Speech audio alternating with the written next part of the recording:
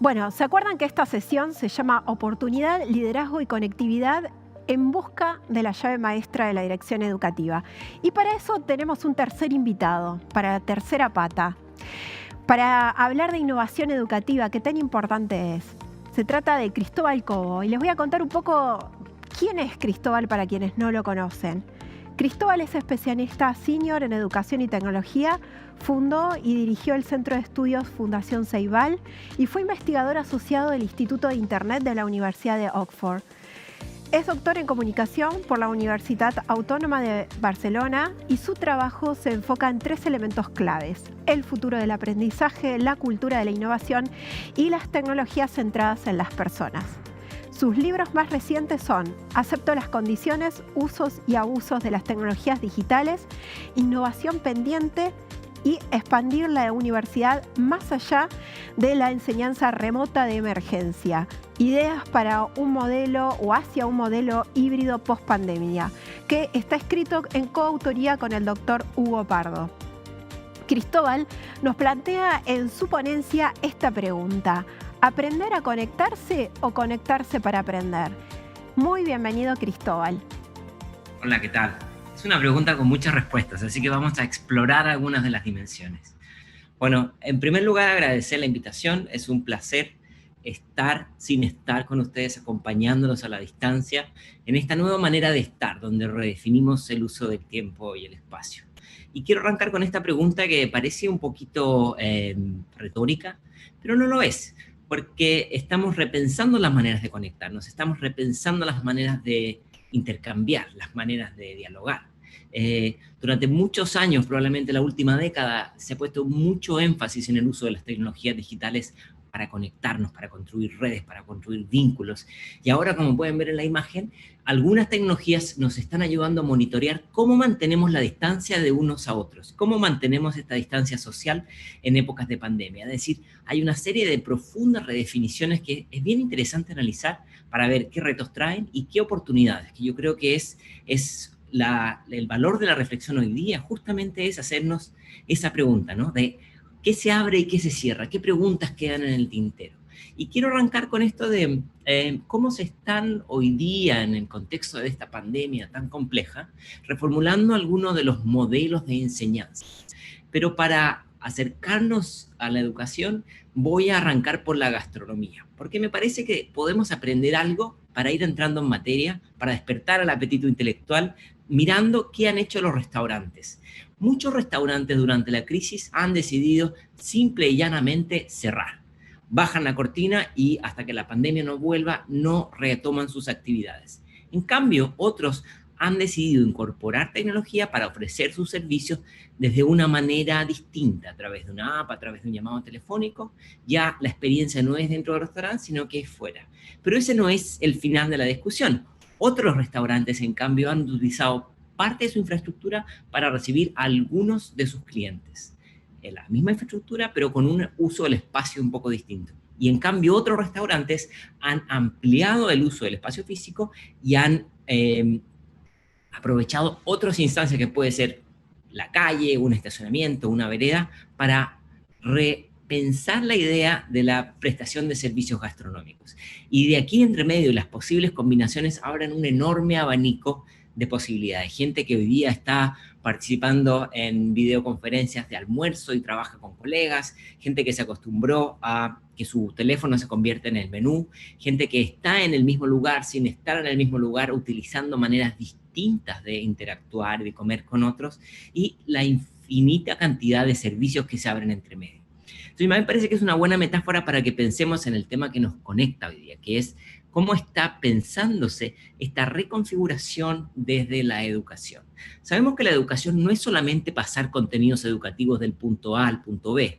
Como dicen algunos autores, el aprendizaje no es solamente un fenómeno transaccional, sino que es profundamente un fenómeno relacional, de construcción de vínculos. Y en estos vínculos, además de la relación estudiante y docente, entra un nuevo actor que quizás antes no era tan patente, que es el padre, la madre, la familia, como un tercer actor fundamental.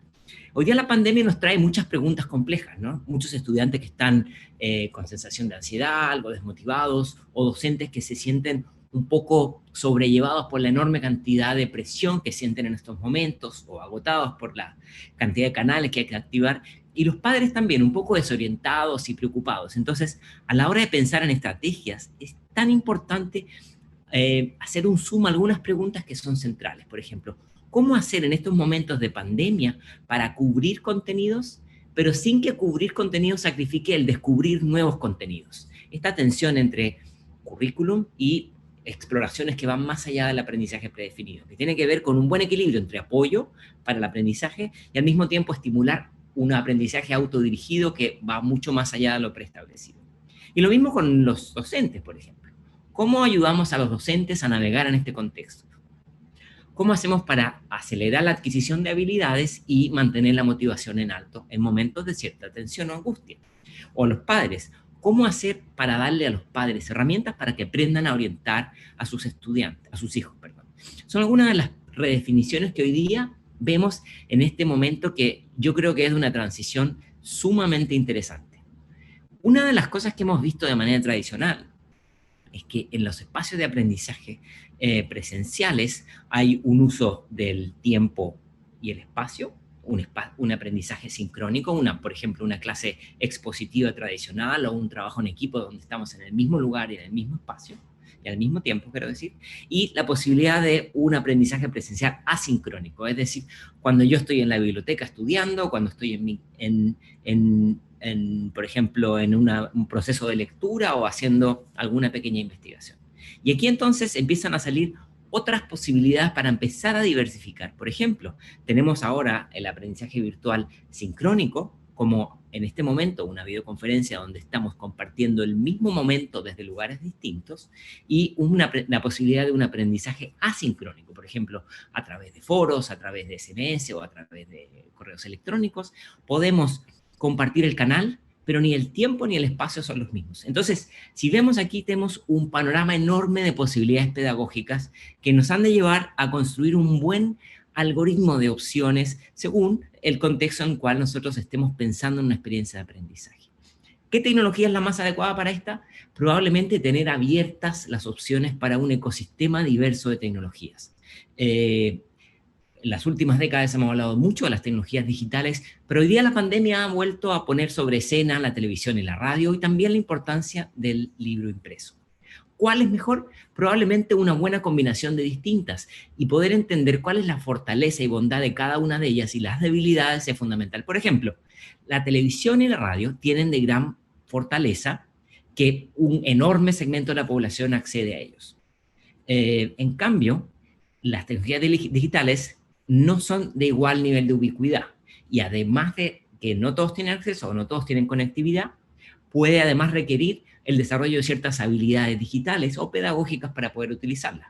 Pero al mismo tiempo las herramientas tecnológicas, como el ordenador o el móvil, permiten la co-creación de conocimiento, mientras que la televisión o la radio son mecanismos mucho más unidireccionales, y para realmente dar el mayor valor pedagógico hay que incorporar otra tecnología. Entonces, ojo con entusiasmarse solamente con un tipo de herramienta. Es una buena idea hoy día pensar en un ecosistema mucho más diverso, donde las nuevas tecnologías y las no tan nuevas tecnologías pueden ser muy buenas socias para facilitar un aprendizaje remoto. Ahora, hay algo que es muy fácil pasar sin reparar en él, que es esta enorme diferencia entre acceder a información y acceder a conocimiento. Acceder a información a través de las tecnologías de información y comunicación es muy fácil. Podemos entregar enorme cantidad de PDFs, pero generar conocimiento es un producto más complejo. Es el resultado de un proceso donde nosotros conectamos lo que sabemos con lo nuevo, nuestra experiencia con una nueva fuente, un nuevo dato, ¿sí? Y también vinculamos distintos saberes de distintas experiencias y disciplinas. Por lo tanto, el tejido del conocimiento, la comprensión de un saber, es más lento que solamente acceder a información. Por lo tanto, hay que tener mucho cuidado en darle tiempo a cada una de ellas para que se pueda cocer a los fuegos respectivos y al tiempo que ello requiere. Ahora, una cosa que ha surgido en los últimos meses es esta idea del aprendizaje híbrido. Pero una cosa que yo creo que es central es acordarse que no hay un tipo de aprendizaje híbrido, sino que hay distintas combinaciones. Distintos autores nos muestran distintas opciones. Por ejemplo, Podemos tener un aprendizaje donde el contenido se da cara a cara, pero la interacción con el docente se da de manera remota o se da de manera híbrida, es decir, una parte presencial y una parte remota. O una parte de la supervisión la da el docente y otra parte la puede dar un tutor, o una parte es simplemente autodirigida o puede ser con un compañero. Entonces, una vez más, lo que tenemos que hacer es pensar cuál es el modelo de aprendizaje híbrido que en mi contexto educativo es el más apropiado.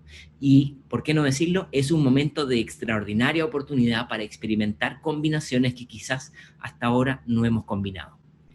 ¿Qué quiero decir con esto? Que lo más fácil y quizás lo más peligroso es tratar de repetir exactamente la experiencia presencial en un entorno digital, por ejemplo, ¿no? Lo que hoy día podríamos llamar un aprendizaje remoto tradicional. Y hemos visto enorme cantidad de experiencias donde se quiere dar muchas horas de videoconferencia en los contextos donde hay acceso a tecnología y conectividad y tratar de repetir la clase tal cual. Y yo lo que creo y la invitación que quiero hacer hoy día es cómo pensar, ir un poco más allá y pensar en algo que podríamos llamar un aprendizaje más expandido, es decir, donde vamos más allá de los límites determinados por la educación formal. Por ejemplo, en vez de cubrir el programa curricular completo, establecer una priorización de aquellos contenidos más centrales. En vez de establecer un ritmo de aprendizaje predefinido cada 45 minutos con ciertos bloques, generar posibilidades de un ritmo más autodirigido. O en vez de poner énfasis solamente en los componentes cognitivos, abrir espacio para aspectos info, cogno, socio, emocional, que pueden ser igualmente importantes. En vez de poner énfasis solamente en la memorización, poner el zoom en la capacidad de generar experiencias que vayan más allá de un canal en particular. No solamente la importancia de aprobar contenido, sino la capacidad y el entusiasmo por aprender a aprender. En fin, hay una serie de combinaciones que podemos hacer yendo un poco más allá de la solución de emergencia, que es activar un aprendizaje remoto lo más parecido posible a cómo eran las asignaturas y las clases de manera tradicional. Quiero mostrar un ejemplo de algunos de los retos que implica esto, porque esto no es trivial. Vamos a ver. Buenos días, mis niños, ¿cómo amanecen? Hola, profe. Buenos días. Buenos días a todos. Bueno, qué bueno que estén bien. Vamos con la clase de hoy. Buenos días. Buenos días, Cristinita, ¿cómo amaneciste?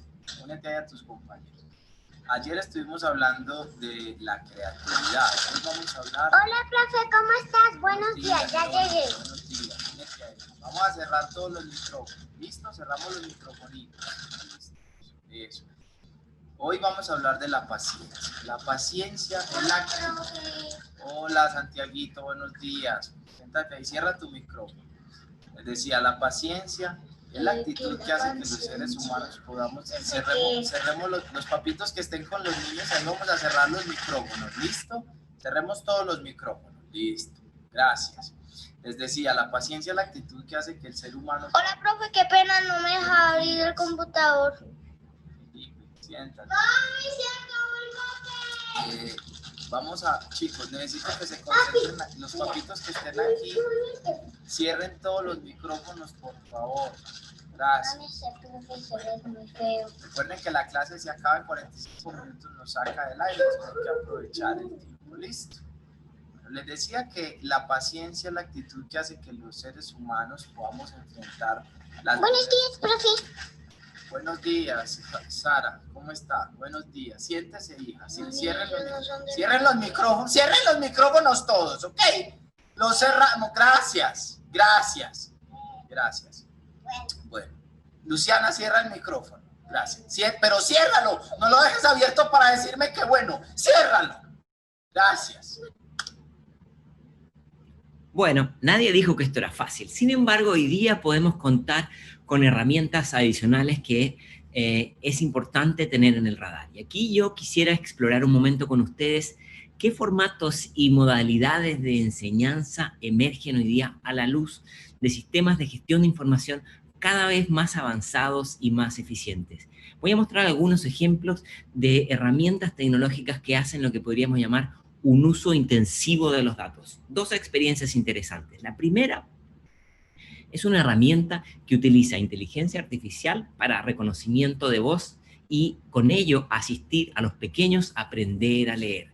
Es decir, De la misma manera que nosotros podíamos dictarle a un teléfono, ahora el teléfono lo que hace es ver si lo que estamos dictándole en nuestros primeros años de lectura, después de pequeños de más de 5 años, está leyendo realmente las palabras que están en la pantalla. Y entonces lo que hace este pequeño agente de inteligencia artificial es dar recomendaciones y asistencias que pueden ser de enorme ayuda para los pequeños. Esto está en varios idiomas, por supuesto que está en castellano, y además se puede utilizar sin internet. Ahí están todos los detalles de cómo acceder. Otro ejemplo interesante son la emergencia de sistemas adaptativos que lo que hacen es asistir en el proceso de aprendizaje.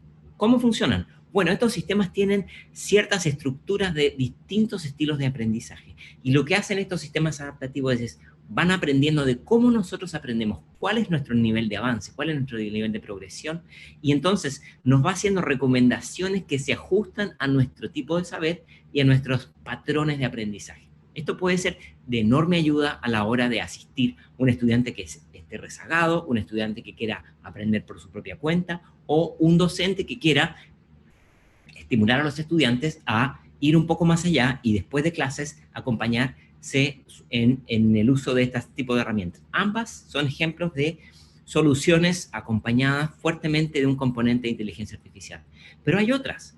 Hoy día hemos visto en los últimos 12 meses, diría yo, la emergencia de algunos experimentos basados en el uso intensivo de datos. Uno que llama mucho la atención se implementó en Jinhua, una zona de África, perdón, de China, disculpen, donde invitan a los estudiantes de primaria a utilizar una pequeña cinta que se pone en la cabeza que mide la capacidad del estudiante de concentrarse. Eso es lo que dicen ellos, ¿no? Emite ciertas señales eléctricas y mide ciertos comportamientos del cerebro, y entonces eso se traduce en un puntaje que un algoritmo pondera y dice si el estudiante está aprendiendo o no, si está concentrado o está desconcentrado, y eso le entrega información al maestro e incluso a los padres en tiempo real, ¿no? Imagínense el nivel de ansiedad y presión que puede generar en los propios pequeños el tener esto. Bueno, muchos científicos han sido críticos de esto, pero evidentemente esto nos da algunas luces de cómo algunos están pensando el futuro de la educación.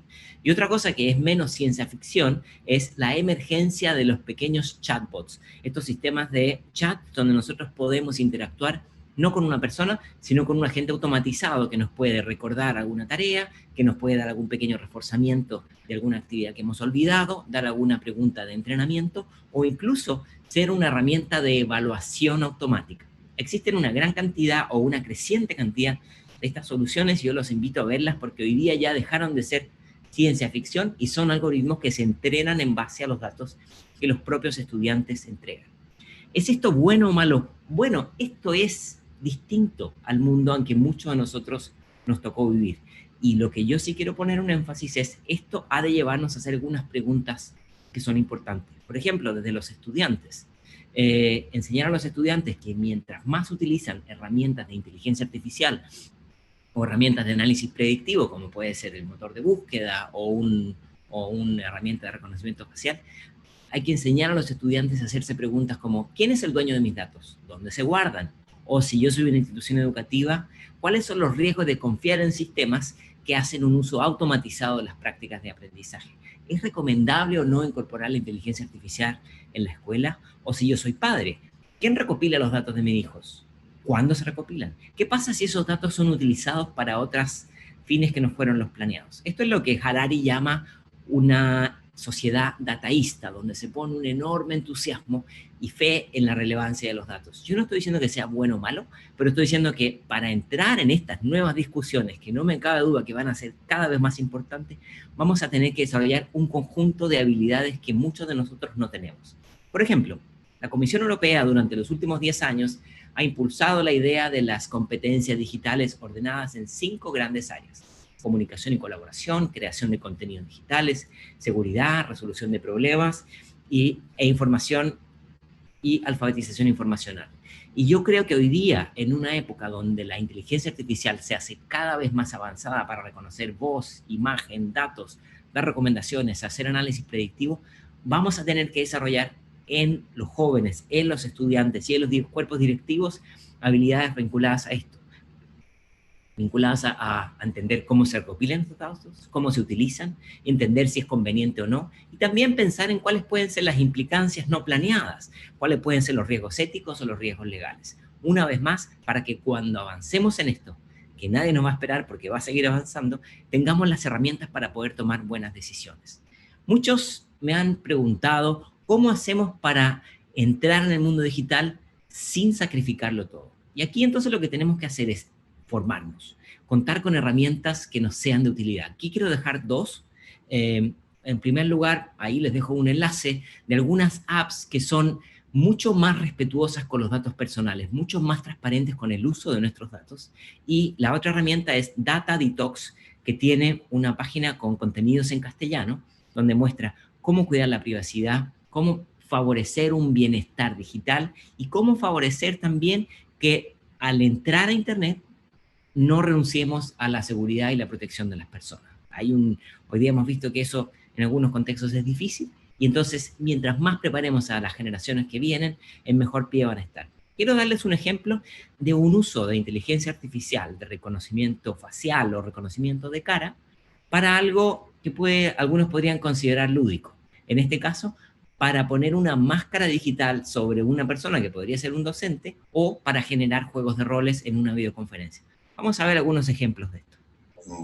Hay unos buenos, otros regulares y otros no tan buenos. De hecho, una selección de los que yo considero que están mejor logrados, hay de todo. Hay buenos, regulares y muy poco buenos, por no decir me voy viendo. Estos están muy bien para hacer, por ejemplo, canciones con niños. Fíjate los ojos, cómo los hace. Si me acerco, se acerca. Si me alejo, se aleja.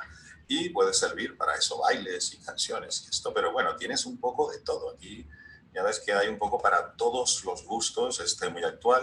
Los ojos un poco salidos, pero bien. Pues hay de todo y de muchas conversaciones. Cuando tengas la habitación o el salón un poco deshecho, desorganizado, te pones el fondo difuminado y ya está. Pero bueno, la regla también para los niños y cantar está muy bien, la patata o la papa cantante. Aquí en este tipo de cosas los ojos funcionan muy bien cuando los abres y los cierras, y cuando te acercas y te alejas, la verdad es que funciona bien y bastante rápido.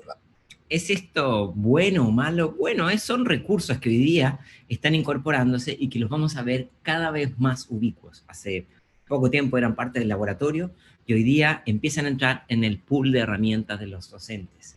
Ahora, una pregunta que yo creo que es central y quizás es una de las más importantes es ¿cómo nos preparamos para estos contextos? ¿Cómo hacemos para que las nuevas oportunidades de inteligencia artificial, de tecnologías en general y oportunidades pedagógicas que ofrece el aprendizaje remoto no genere nuevas formas de exclusión? No genere una distinción entre aquellos que sí tienen acceso y aquellos que no. No solamente, de nuevo, desde lo tecnológico, sino que también desde lo pedagógico. La pandemia ha sido un momento durísimo para muchos de nosotros. Ha redefinido muchísimas cosas, pero también ha sido una enorme oportunidad para repensar y revisar algunas cosas. Y en este último bloque me quiero concentrar en esto. Primero, yo creo que vale la pena pensar en cómo consolidar las capacidades institucionales para experimentar en áreas que no hemos experimentado, para colaborar con aquellos que tienen un aprendizaje o una habilidad institucional que en nuestro centro educativo quizás no tenemos. En segundo lugar, yo creo que hemos aprendido durante estos primeros meses de la pandemia que es fundamental implementar estrategias de orden multicanal, es decir, que utilicen distintas tecnologías, pero que exista una coherencia y una flexibilidad entre distintas de ellas, entendiendo que distintas tecnologías pueden llegar a distintas comunidades y tienen distintas bondades pedagógicas, como decía. En tercer lugar, entender que el rol del docente cambia en un contexto donde abunda la información, y entonces este nuevo rol del docente quizás puede ser compartido por otros actores, y al mismo tiempo, o algo que hemos visto sistemáticamente en muchos países, es cuidar que el tiempo del docente se centre en la parte pedagógica y no se desconcentre solamente en tareas de orden administrativo. Y por último, dado que estamos en una fase más exploratoria, implementar distintos mecanismos y canales de monitoreo para evaluar la efectividad de estas herramientas y al mismo tiempo para resolver problemas que pueden surgir sobre la marcha es fundamental. Quiero dar ahora 3 sugerencias para tomar en consideración. Una estratégica, la segunda de orden de desarrollo de habilidades en los docentes y en tercer lugar de orden tecnológico. La primera estratégica es pensar cómo sacar el máximo provecho. Y aquí quiero mostrarles una investigación que se acaba de publicar, donde investigadores quisieron ver cuál combinación de tecnología puede ser la más efectiva para enriquecer los procesos de aprendizaje. Y ellos descubrieron que en entornos de conectividad limitada, después de la enseñanza, que puede ser por televisión, que puede ser por radio o por internet, hacer una llamada telefónica y además acompañarlo de un mensaje SMS cada cierto tiempo a los padres y a los estudiantes, puede resultar más efectivo que simplemente un SMS. Y un SMS a la familia, recordando que hay que hacer las actividades, es más efectivo que no dar ningún tipo de reforzamiento. Entonces, esto nos dice mucho de cómo podemos nosotros diseñar estrategias de acompañamiento remoto que puedan ser lo más efectivas posible en esta época de cierre. Y por último, destacar que esta investigación muestra que el apoyo de los padres juega un papel central. Así que, bueno, este es solamente un ejemplo basado en evidencia, pero que podríamos nosotros pensar en otros tipos de combinaciones que van en esta área. En segundo lugar, algo que hemos visto muy presente es la enorme necesidad de acelerar las habilidades de los docentes en una enseñanza remota. Y aquí hay algunas sugerencias en base a la evidencia, ¿no?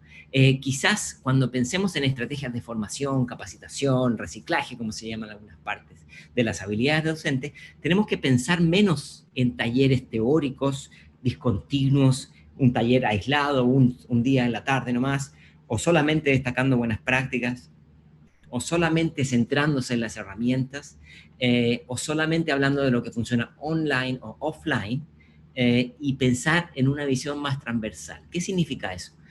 Más basado en las prácticas, pensando especialmente en los problemas que encontramos, problemas reales, más como un continuo, como un proceso de formación permanente y no como un taller aislado, más centrado en los contextos específicos, en las limitaciones que pueden tener contextos en concreto, más pensando en la habilidad como una competencia distribuida, por lo tanto, estimular la colaboración, más pensar menos en las herramientas y más en las estrategias. Por lo tanto, si una herramienta no funciona, puede haber otra herramienta. Pensando no tanto en la competencia del instrumento y más en una pedagogía digital, el cómo utilizarlo, y tratando de diluir esta distinción de quienes venimos del mundo pre-internet entre lo offline y lo online y pensarlo más como un continuo. Y por último, centrarnos menos en la entrega de contenidos y más en una capacidad de metareflexión o de metacognición, ¿no? El aprender a aprender y aprender a administrar nuestros saberes. Hay algunas cosas que sabemos después de analizar cientos de tipos de capacitaciones. Hay 5 ideas centrales. Una, pensar en lecciones bien estructuradas, y eso significa en muchos casos menos es más, no querer pasar todos los contenidos porque a veces lo que hacemos es sacrificar la atención. 2, pensar en estrategias de personalización, es decir, discutir con los estudiantes qué fue lo que se entendió, qué fue lo que no se entendió, cuáles son los logros de esta semana y diseñar estrategias en conjunto. Tercer lugar, ya conectado con el anterior, diseñar protocolos de retroalimentación de manera permanente y oportuna. ¿Cuándo vamos a hacer la retroalimentación y de qué canales? La retroalimentación, recordemos que puede ser 1 a 1, 1 a muchos o muchos a muchos. Y en la misma línea, activar esta idea del trabajo distribuido, pequeños grupos de trabajo, que va a significar, entre otras cosas, que el docente deje de tener protagonismo y el control queda en alguna medida más distribuido. Y por último, el aprendizaje visible, este concepto de John Hattie, que es pensar en cómo generamos el aprendizaje y reflexionar al respecto para pensar cuáles son las estrategias más efectivas. ¿Cómo me imagino yo a un docente competente digitalmente en estos contextos? Bueno, más que un docente lleno de tecnología, me lo imagino como un docente que tiene la capacidad y las herramientas para evaluar la relevancia de un recurso educativo. 2, con la capacidad de hacer conectar distintas tecnologías, como veíamos en el ejemplo, conectar una plataforma de aprendizaje con un SMS o con una videoconferencia. 3, un docente que está en capacidad de apoyar y asistir a sus colegas. Y 4, un docente que está en condiciones de diseñar estrategias de aprendizaje especiales para aquellos estudiantes que puedan tener más dificultad o que puedan verse rezagados. Todas estas cuestiones que son menos tecnológicas y son más vinculadas con los criterios, creo yo que son los centrales. Algunas ideas ya para ir terminando sobre la tecnología. Las tecnologías, mientras más diversas, más tipos de necesidades podemos atender. Pero hay cosas que hay que recordar. Uno, las habilidades tecnológicas y las habilidades pedagógicas no son iguales. Las habilidades pedagógicas nos permiten evaluar de manera realista qué podemos esperar y qué no de las tecnologías. Las tecnologías pueden ser disruptivas, pero pueden no ser nada disruptivas y amplificar modelos de enseñanza muy unidireccionales. De la misma manera, las tecnologías mal utilizadas pueden ampliar las brechas entre estudiantes de distintos contextos, distintas realidades. Y por último, plantear que la verdadera transformación no es digital, sino que es de orden cognitivo.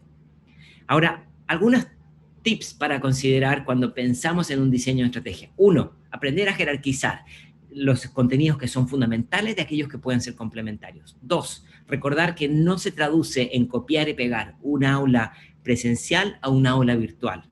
Tres, recordar que la atención es uno de los aspectos más escasos, es uno de los valores más escasos. Por lo tanto, hay que recordar esta regla de oro. Un video largo va a ser una atención corta y una buena estrategia es incorporar de cuando en cuando pequeñas pausas digitales para hablar de otras cosas, para dejar espacio para cosas que no necesariamente sean de orden académico. 4. Descentralizar el conocimiento, transitar y construir un buen equilibrio entre la clase expositiva y una clase que abra espacios de diálogo y de negociación. Y por último, recordar que es fundamental poner en la estrategia formas de recuperar, de acompañar a aquellos estudiantes que pueden estar en una situación de rezago. Lo que ven a la derecha son una serie de recursos que pueden acceder, donde las investigaciones nos muestran qué tecnologías y en qué contextos pueden ser más efectivas. Quiero mostrarles un video que esta semana se ha viralizado, que es un video de 2 niñas en Italia jugando tenis en un techo. Como no pueden ir a los espacios públicos, jugaron en un techo y lo que hicieron fue reconfigurar el espacio, que yo creo que es una muy buena invitación para pensar cómo la escuela puede reconfigurar los espacios. Lo interesante de este video es que se encontraron con uno de sus héroes favoritos, pero no les voy a contar más. Vamos a ver el video.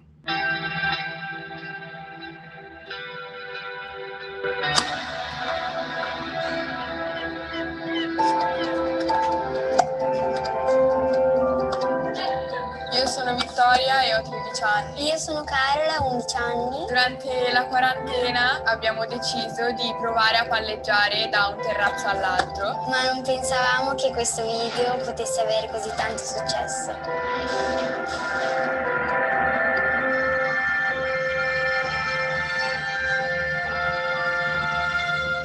Il mio giocatore preferito è Federer, perché mi piace molto come sta in campo, è sempre concentrato.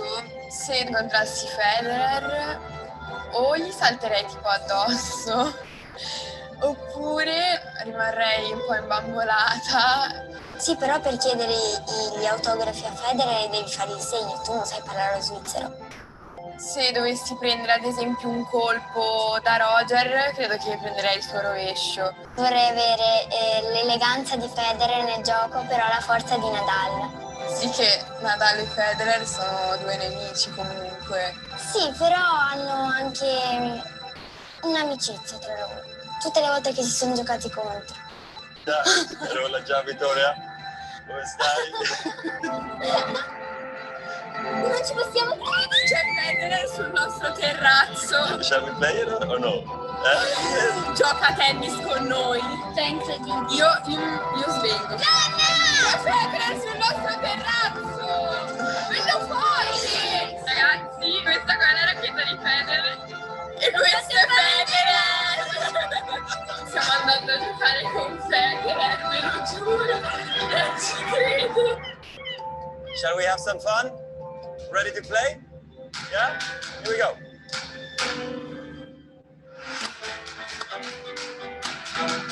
Amazing here on the rooftop.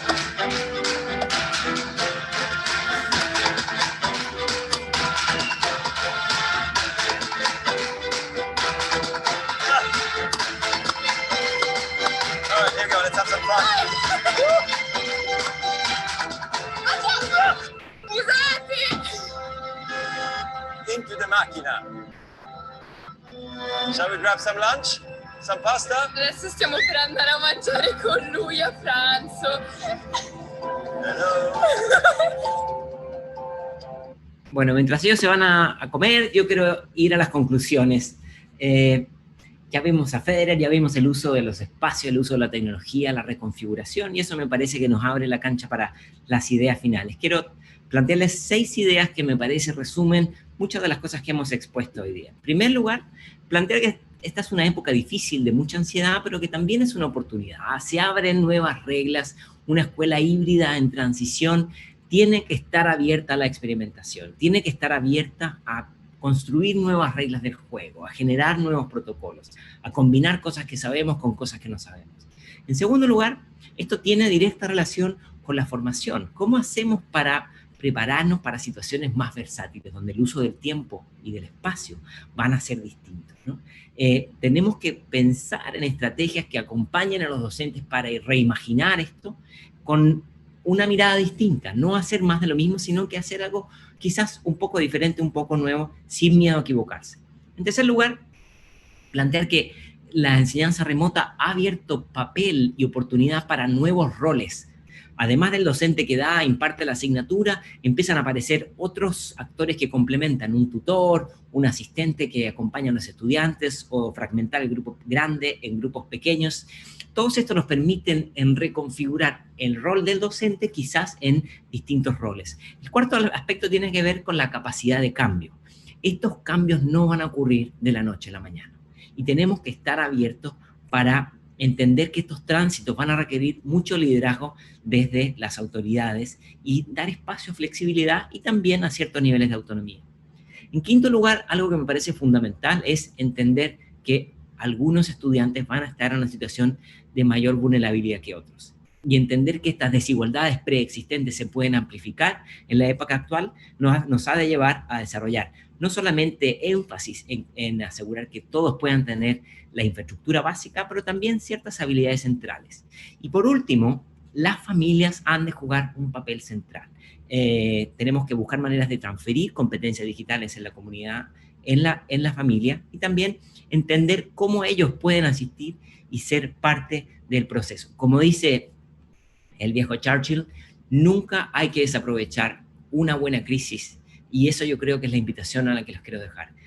Darles toda la energía y el ánimo para estos momentos de transición, pero estoy seguro que esto va a abrir enormes oportunidades para el aprendizaje. Les mando un abrazo y les deseo lo mejor. Bueno, Cristóbal, como sabes, este es un congreso donde la gente interactúa y hay muchas preguntas a partir de tu espectacular ponencia. Desde Perú nos llega esta pregunta que dice: en este tiempo de confinamiento, muchos colegios y docentes aplican lógicas presenciales a entornos digitales. ¿Cómo romper estas inercias tradicionales? Es una súper buena pregunta porque es una reacción natural enfrentar lo nuevo en base a nuestra experiencia. Por ejemplo, cuando hablamos de las proyecciones de un PowerPoint, ¿cómo le llamamos? Diapositivas o transparencias. En América Latina, a los automóviles les llaman de una manera, en otras partes les llaman coche, pero el coche tiene un precedente de un caballo que llevaba, ¿no? Es decir, usamos usualmente metáforas que nos conectan con aquello que conocíamos de antes. El correo electrónico es una metáfora del viejo sistema de envío postal. Y entonces eso no solamente ocurre con los nombres de las cosas nuevas, sino que ocurre con nuestros comportamientos. Es decir, tendemos a arrastrar aquello que sabemos que es nuestra zona de confort, ¿no? Y este rezago se mantiene hasta que nosotros logramos domesticar el nuevo escenario. Y entonces, en primer lugar, hay que entender que los cambios son complejos, los cambios ocurren a distintas velocidades, y que dentro de la comunidad de los docentes vamos a tener docentes que se van a adaptar con distintas velocidades de cambio. Y eso me parece bueno, porque tenemos distintas miradas. Lo que sí creo que hay que hacer es buscar formas para que eso se convierta en una oportunidad para transferir buenas prácticas entre los propios docentes. Yo ponía mucho énfasis en la idea de la atención. Me parece que la atención es uno de los recursos más escasos y más valiosos. Por lo tanto, quizás a veces hay que buscar formas de comprimir una clase larga de exposición para generar pequeñas cápsulas, para generar formas de diálogo más diversificado, para quizás traer a otros actores que no son los actores de siempre al aula. Y entonces, en alguna medida lo que empezamos a hacer es probar, deshacernos de lo que no funciona y al mismo tiempo traducir lo que sabemos en un contexto nuevo. Y entonces se abren enormes oportunidades. Esto no es fácil, no hay un protocolo a seguir, pero sí la experimentación implica estar sistematizando permanentemente aquello que no está funcionando como queremos para poder hacerlo de una forma distinta. Interesante reflexión. Cristóbal, nos llega desde Nicaragua la siguiente pregunta. Cuando hablamos de brecha digital, ¿de qué hablamos? ¿Cómo responder a la inequidad que ha evidenciado esta pandemia? Bueno, es una súper pregunta y es uno de los temas que a mí más me interesa.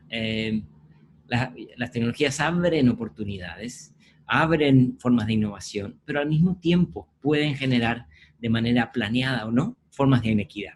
Y entonces, hace un año celebrábamos los primeros, que la mitad del planeta ha accedido a Internet. El 50% de la población es un alcance enorme, pero al mismo tiempo tenemos una enorme parte de la población que vive en la oscuridad, en una oscuridad digital. Pero si empezamos a desarmar ese concepto, la verdad es que la brecha digital no es solamente contar con dispositivos y contar con conectividad. También implica tener un conjunto de habilidades para saber utilizarlas, que algunos autores le llaman una brecha de segundo orden. Pero yo creo que hay una tercer orden, que es una brecha más cognitiva, y es la brecha que implica el cambio cultural de las tecnologías. Entonces, aquellos que apenas tienen acceso a conectividad o que no cuentan con ello, empezamos a encontrar que sufren varios rezagos. Y ese es un aspecto que a mí me parece que tenemos que atender de manera central. ¿Cómo lo atendemos? Bueno, por una parte, los que hacen política pública tendrán que buscar maneras de que el mundo rural, por ejemplo, no quede sacrificado, que las comunidades indígenas no queden ignoradas, que las personas que no hablan castellano o hablan lenguas de algunas minorías no queden excluidas, o las personas con discapacidad, pero además de eso, tenemos que buscar maneras de traer estos nuevos conflictos, ¿no? ¿Cómo hacemos para pensar en un conocimiento que está permanentemente en proceso de renovación? Se acordarán ustedes, cuando surge Wikipedia, había mucho resquemor y preocupación de Wikipedia, no era una fuente oficial. Bueno, hoy día la verdad es que la prensa cita mucho a Wikipedia y no es la fuente de la verdad, pero es una más de las verdades. Esas son algunas de las tensiones que a mí me parece que quedan. Y yo creo que esta pandemia nos ha mostrado que una buena combinación de las tecnologías digitales con las viejas tecnologías, el libro de texto impreso, las guías impresas, la radio y la televisión, pueden ser una manera de asegurarnos que hay mayor forma de equidad. Ahora, para cada una de estas tecnologías existen estrategias pedagógicas específicas y entonces empezamos a diversificar el pool de herramientas que puede tener un docente para enseñar y el pool de herramientas que puede tener un estudiante para aprender. Claro, muy, muy valioso estas ideas y estas reflexiones. Nos llega desde acá, desde Argentina. Tenemos estudiantes con dificultades de acceso a Internet y a otros que están sobreestimulados, que acceden a mucha información y que tienen un alto nivel de distracción y de dispersión. No se enfocan. Este es un problema. ¿Cómo podemos abordarlo? ¿Poniendo límites? ¿Hablando con las familias? ¿Qué pensás vos, Cristóbal? Muy bien, en psicología está este fenómeno de la proyección, ¿no? Donde uno plantea los problemas que uno tiene poniéndolos en otra persona. Y a veces me da la sensación de que en este tipo de preguntas que son muy relevantes, a veces los adultos proyectamos en los menores nuestras propias preocupaciones de cómo nosotros administramos nuestra atención. Yo creo que evidentemente los dispositivos pueden ser una fuente de desatención, de desconcentración, pero bien utilizados pueden ser tremendamente potentes, ¿no?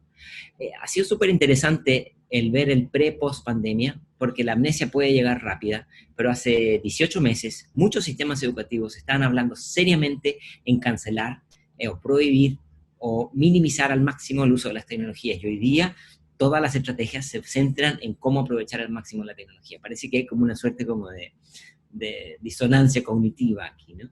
Y yo creo que el reto está en incorporarlas de una manera estratégica. Eso implica metacognición, entender cómo aprendemos, autorregulación, saber cuándo sí, cuándo no, saber que si solamente se pone la tecnología sin una estrategia planeada, puede realmente afectar la capacidad de atención y concentración, pero que eso no está exclusivamente centrado en los contextos educativos. Los adultos que van manejando y van mirando el teléfono y están mandando mensajes, están más expuestos a accidentes. Así que no es un tema de los jóvenes, es un tema de todas las generaciones, y entonces es una reeducación que tenemos que desarrollar de cómo administrar nuestra atención, que bien utilizada puede ser extraordinariamente potente.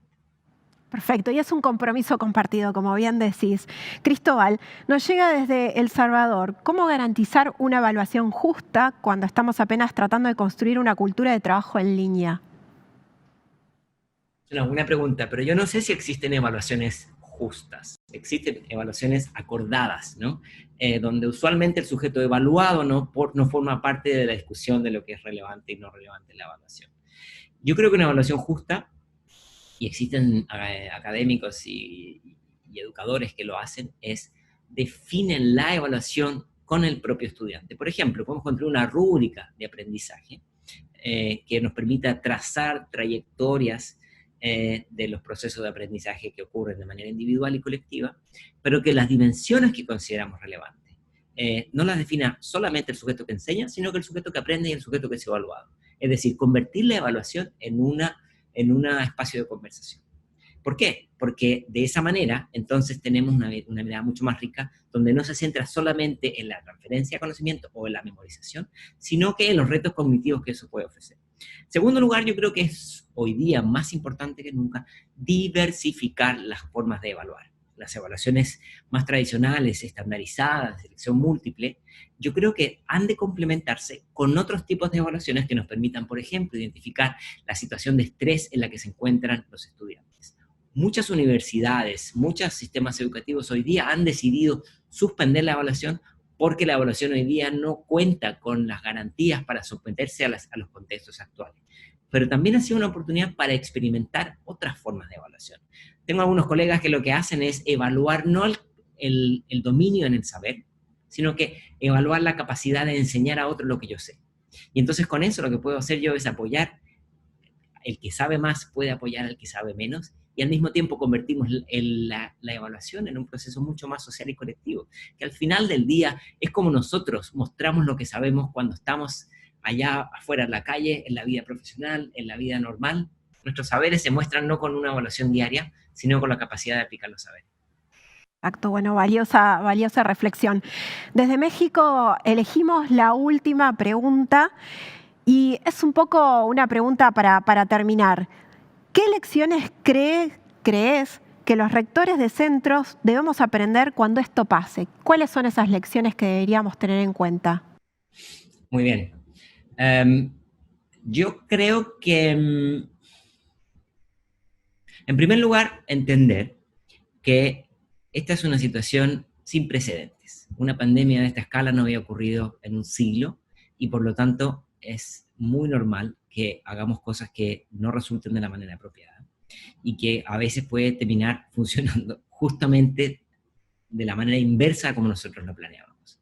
Eso nos ha de llevar, en primer lugar, a tener un espíritu crítico, a desconfiar de aquellos que nos entreguen fórmulas mágicas de cómo salir del problema, a buscar formas de experimentar, documentar lo que estamos haciendo. Estoy seguro que si hacemos un portafolio de cosas que no sabíamos que podíamos hacer y las documentamos y las compartimos, esta va a ser una verdadera cantera de innovaciones. La pandemia no es un experimento, pero sí puede convertirse en un buen laboratorio de experimentación.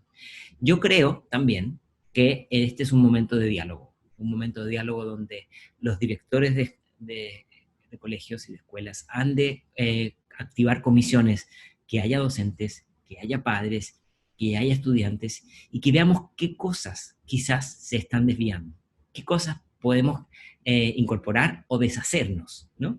Pero eso no va a ocurrir a corto plazo, porque como planteábamos antes, estos cambios van a tomar tiempo, ¿no? Los cambios, Internet llegó hace 20, 25 años, y realmente hay cambios en la cultura escolar que apenas recién empiezan a flexibilizarse. Así que no creo que por 5 o 6 meses todo va a ser distinto, pero yo sí creo que este puede ser un buen balde de agua para quizás deshacernos de cosas que no están dando los resultados esperados y para incorporar otras. Y eso yo creo que puede ser, dentro de la dificultad de este momento, una buena noticia.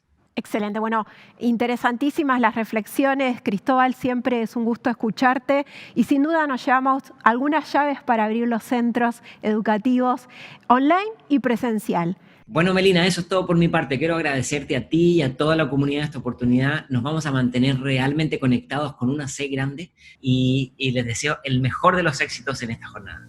Muchas gracias nuevamente, Cristóbal. Ha sido un placer tenerte en Compartir.